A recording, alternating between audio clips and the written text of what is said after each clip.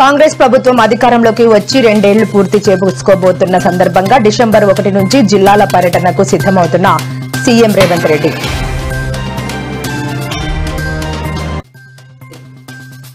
RTC driver పై దాడి చేసిన ఓ కార్ డ్రైవర్ సీనియర్ వార్నింగ్ ఇచ్చిన సిపి సజ్జనార్, మంత్రి పొన్నం ప్రభాకర్.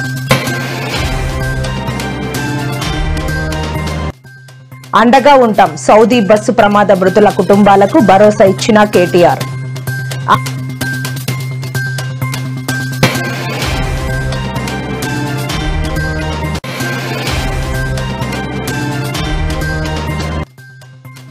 ఆరేళ్ల తర్వాత ఏసీబీ కోర్టుకు హాజరైన ఏపీ మాజీ సీఎం జగన్. బేగంపేట విమానాశ్రయం వద్ద ఉద్రిక్తత, జగన్ అభిమానులపై లాఠీ చార్జ్ చేసిన పోలీసులు. నేడు బీహార్ సీఎంగా నితీష్ ప్రమాణ స్వీకారం. హాజరైన ఏపీ సీఎం చంద్రబాబు తదితర నాయకులు. అక్రమాస్తుల కేసులో ఏపీ మాజీ సీఎం జగన్మోహన్ రెడ్డి నాంపల్లిలోని ఏసీబీ కోర్టుకు హాజరయ్యేందుకు వచ్చారు. ఈ మేరకు తన పార్టీ కార్యకర్తలు పెద్ద ఎత్తున తరలి రావాలని ముందస్తుగానే పిలుపునివ్వడంతో బేగంపేట విమానాశ్రయం వద్దకు వందల సంఖ్యలో వైసీపీ నేతలు, జగన్ అభిమానులు చేరుకున్నారు. దీంతో ఎటువంటి అవాంఛనీయ సంఘటనలు చోటు చేసుకోకుండా పోలీసులు ముందస్తు చర్యలు తీసుకున్నారు. అయితే జగన్ విమానాశ్రయానికి చేరుకోగానే బారికేడ్లను దాటుకుని వెళ్లేందుకు ప్రయత్నించారు. దీంతో వారిని పోలీసులు అడ్డుకోవడంతో ఒక్కసారిగా ఉద్రిక్త వాతావరణం నెలకొంది. జగన్ ను స్వాగతం పలికేందుకు భారీగా తరలివచ్చిన వైసీపీ కార్యకర్తలు సీఎం సీఎం అంటూ నినాదాలు చేయడంతో పరిస్థితి ఉద్రిక్తంగా మారింది. న్యాయస్థానం ముందు మన గౌరవ మాజీ ముఖ్యమంత్రి వర్యులు జగన్మోహన్ రెడ్డి గారు హాజరయ్యారు. వారు ఇంతకుముందు విదేశీ ప్రయాణం గురించి అప్లికేషన్ పెట్టుకున్నప్పుడు వారు తిరిగి వచ్చిన తర్వాత ఇక్కడ హాజరు కావాలని చెప్పి కోర్టు ఆర్డర్ ఉన్నది కాబట్టి ఆ కోర్టు ఆర్డర్ ను గౌరవించి వారు ఈ రోజు కోర్టులోకి వచ్చి ఈ రోజు హాజరు కావడం జరిగింది. ఓకే, ఎన్ని నిమిషాల ప్రక్రియ అనేది జరిగింది లోపల? దాదాపు ప్రక్రియ అనేది 2-3 నిమిషాలు అయిపోద్దండి. ఓన్లీ ప్రెజెన్స్ రికార్డ్ చేసుకున్నారు. రికార్డ్ చేసుకున్న తర్వాత అప్లికేషన్ క్లోజ్ చేయడం జరిగింది. మళ్ళీ జగన్ కోర్టుకు రావాల్సిన అవసరం లేదా? ప్రస్తుతానికి అయితే కోర్టుకు రావాల్సిన అవసరం అనేది లేదు. ప్రత్యేకించి ఆర్డర్ ఏమైతే లేదు. మళ్ళీ కేసు ఉన్నది కాబట్టి కోర్టు ఉత్తర్వుల ప్రకారం వారు దాన్ని అనుసరిస్తారు. ఈ రోజు పిటిషన్ క్లోజ్ అయింది. ఈ రోజు ఏంటంటే మన పాస్పోర్ట్ అప్లికేషన్ ప్రకారము పాస్పోర్ట్ తీసుకున్నారు కాబట్టి విదేశాలకు వెళ్లారు కాబట్టి తిరిగి వచ్చిన తర్వాత ఇక్కడ కోర్టులో హాజరు కమ్మన్నారు కాబట్టి ఆ కోర్టు ఆర్డర్ గౌరవించి వారు ఈ రోజు హాజరు కావడం జరిగింది. ఏమన్నా కోర్టు ఏమన్నా మాట్లాడిందా?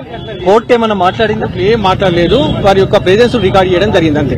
కోర్టుకి ఏమన్నా జగన్ అభ్యర్థన అంటే కూడా ఏం లేదు. జస్ట్ ఓన్లీ ప్రెజెన్స్ రికార్డ్ జరిగింది. ఈ రోజు ఓన్లీ అపిరెన్స్ మాత్రం ఉన్నది కాబట్టి అపిరెన్స్ ను వారు రికార్డ్ చేసుకుని పిటిషన్ క్లోజ్ చేయడం జరిగింది. ఓకే, ఇప్పుడు ఓన్లీ విదేశీ పిటిషన్ పైన అంతే.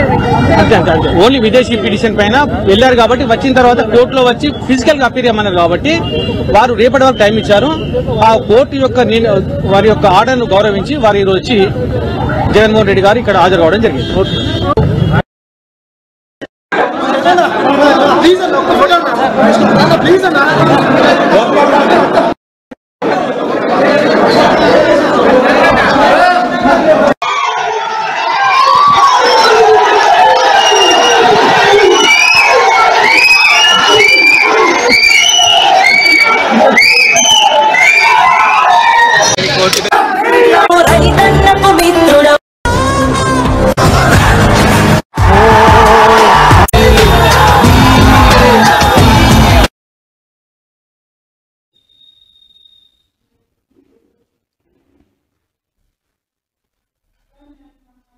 బీహార్ సీఎంగా జేడీయూ అధినేత నితీష్ కుమార్ గురువారం ప్రమాణ స్వీకారం చేశారు. ఆ రాష్ట్రానికి ఆయన ప్రమాణ స్వీకారం చేయడం ఇది 10వసారి.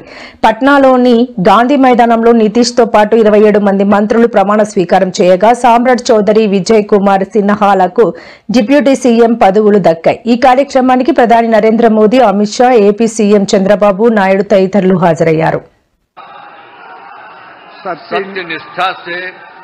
प्रतिज्ञान करता हूँ कि मैं विधि द्वारा स्थापित भारत के संविधान के प्रति सच्ची श्रद्धा और निष्ठा रखूंगा। मैं भारत की प्रभुता और अखंडता, अक्षुण्ण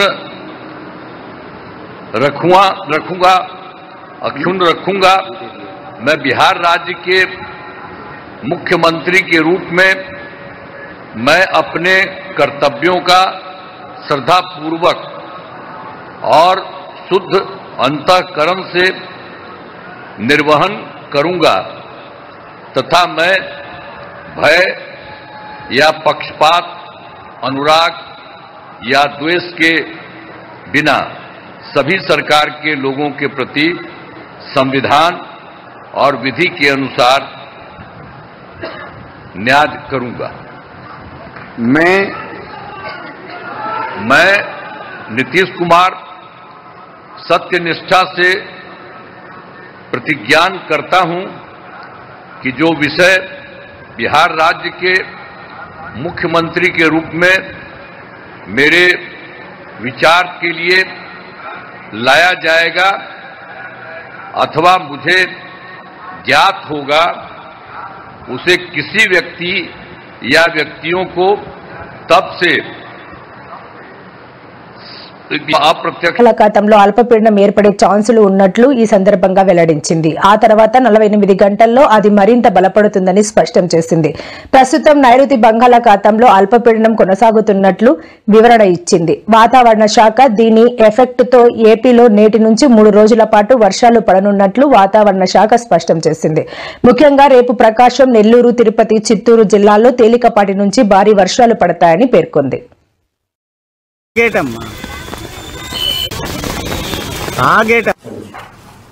నిన్నటి ఉపరితల ఆవర్తనం ఈరోజు కొంచెం మీదకెళ్ళి ప్రస్తుతానికి అయితే వాయువ్య బంగాళాఖాతంలో ఉత్తర ఒరిస్సా, పశ్చిమ బెంగాల్ తీర ప్రాంతానికి ఆనుకొని ఏర్పడింది. ఇది ఉంది. దీంట్లోని గాలులు 50 నుంచి 60 కిలోమీటర్ల వేగంతో వీచే అవకాశం ఉంది. అదే దక్షిణ కోస్తాలో అయితే పలు చోట్ల అంటే అనేక చోట్ల పడే అవకాశం ఉంది. ఇక్కడ కూడా ఉత్తర కోస్తాలో అయితే కొన్ని చోట్ల భారీ వర్షాలు కూడా పడే అవకాశం ఉంది. 1-2 దగ్గరలో భారీ వర్షాలు కూడా పడే అవకాశం ఉంది. మనకి శ్రీకాకుళం, విజయనగరం, విశాఖపట్నం, అనకాపల్లి, పార్వతీపురం, మన్యం, ఏఎస్ఆర్ ఈ జిల్లాల్లో 1-2 చోట్ల భారీ వర్షం లేదా ఉరుములతో కూడిన జల్లు పడే అవకాశం ఉంది.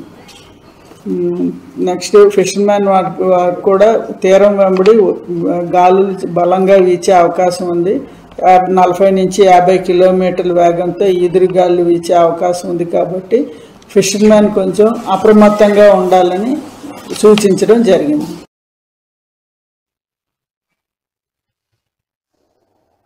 తిరుమల శ్రీవారి లడ్డూ ప్రసాదంలో కల్తీ నెయ్యి వినియోగం ఆరోపణలకు సంబంధించిన కేసులో ప్రత్యేక దర్యాప్తు బృందం సిట్ దర్యాప్తును వేగవంతం చేసింది. ఇందులో భాగంగా తిరుపతి తిరుమల దేవస్థానం టీటీడీ మాజీ చైర్మన్ వైసీపీ నేత వైవి సుబ్బారెడ్డిని సిట్ అధికారులు విచారిస్తున్నారు. హైదరాబాద్ లోని ఆయన నివాసంలోనే ఈ విచారణ కొనసాగుతోంది. గత వైసీపీ ప్రభుత్వ హయాంలో సుబ్బారెడ్డి టీటీడీ చైర్మన్ గా వ్యవహరించారు. ఆ సమయంలో లడ్డూ తయారీకి నెయ్యి సరఫరా చేసిన సంస్థలు, వాటితో కుదుర్చుకున్న ఒప్పందాలు, చైర్మన్ హోదాలో తీసుకున్న నిర్ణయాలపై అధికారులు వివరాలు రాబడుతున్నట్లు సమాచారం.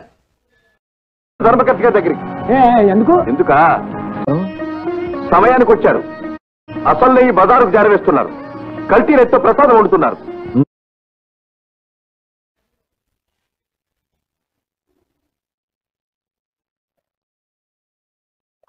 భక్తులకు తప్పుదోవ పట్టించి వివరాలు సేకరిస్తున్న కొన్ని సంస్థల పట్ల అప్రమత్తంగా ఉండాలని టీటీడీ చైర్మన్ బీఆర్ నాయుడు విజ్ఞప్తి చేశారు. Global Hindu heritage foundation, save temples organisation వంటి సంస్థలు మోసపూరిత చర్యలకు పాల్పడుతున్నాయని ఆయన ఆరోపించారు. ఈ సంస్థలు తప్పుడు ప్రచారం చేస్తూ భక్తుల మనోభావాలతో ఆడుకుంటూ విరాళాలు వసూలు చేసేందుకు ప్రయత్నిస్తున్నారని నాయుడు పేర్కొన్నారు. ఈ నెల 29న తిరుమల, తిరుపతి, తిరుచానూరు ప్రాంతాలను పుణ్యక్షేత్రాలుగా ప్రకటించేందుకు కార్యక్రమం నిర్వహిస్తున్నట్లు ఈ సంస్థలు ప్రచారం చేస్తున్నాయని, ఇది పూర్తిగా అవాస్తవమని స్పష్టం చేశారు.